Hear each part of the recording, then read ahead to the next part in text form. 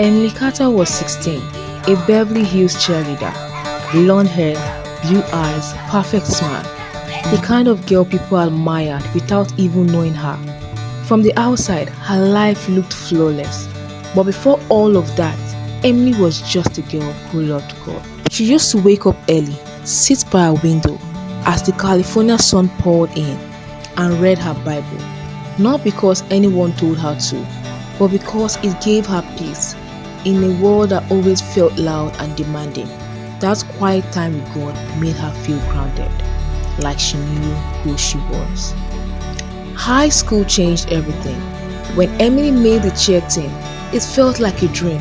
The attention, the games, the excitement, it was everything she thought she wanted. That's when she met them. The girls everyone looked up to, confident, popular, untouchable. Emily wanted to belong.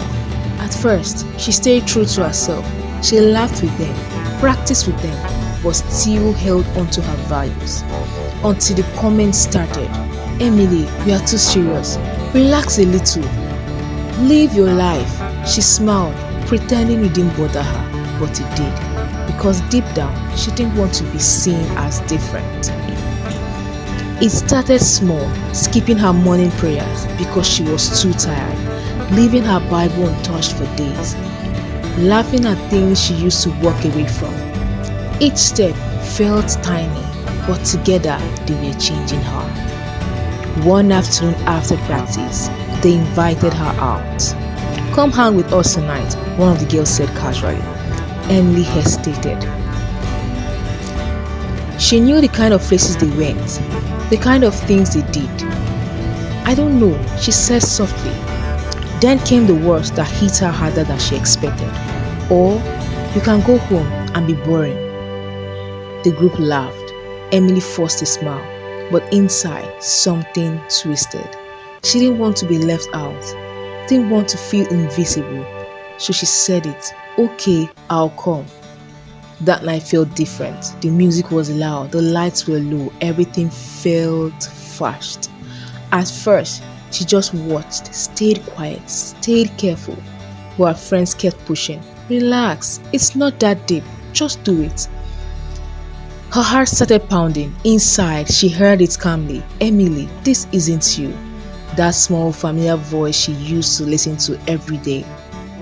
But now, it felt distant because louder than that voice was the fear of being rejected. So she ignored it, and in one moment, one choice, Emily crossed the line she never thought she would. The room erupted in laughter and cheers. Finally, one of them shouted, "Now you are one of us." But Emily didn't feel like she belonged. She felt empty. That night she got home and sat on her bed, still wearing part of her cheer uniform. Her room was quiet, too quiet. She looked at her Bible on the table. It hadn't moved in weeks. Slowly, tears filled her eyes. "I've changed," she whispered, "but I don't even know who I am anymore." Days passed, then weeks. Emily kept showing up. At school, she smiled. At games, she cheered. But inside, she was breaking. The same girl she changed for never seemed satisfied. Try harder, be more fun, don't be boring again. It was never enough. No matter what she did, she still felt out of place. One afternoon after practice, the stadium was empty. The noise was gone. The crowd was gone. It was just her. Emily sat alone on the bleachers, staring at the field, and for the first time in a long time, she was quiet enough to hear it again. The gentle voice, not loud, not angry, just there. "You can still come back." Her breath caught. Tears spilled down her face. "I don't know how," she whispered. "I messed up. I went too far." But something inside her shifted. Not everything, not instantly, but enough. She bowed her head right there on the bleachers. For the first time in weeks, she prayed. Not perfectly, not confidently, just honestly. "I miss you." And in that moment, she realized something she had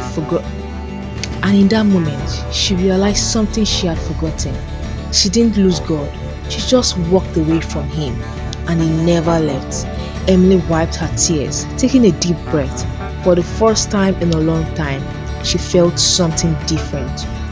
Not pressure, not emptiness, peace.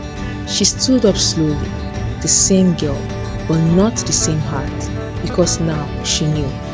Fitting in isn't worth losing yourself, and no matter how far you go, you can always come back.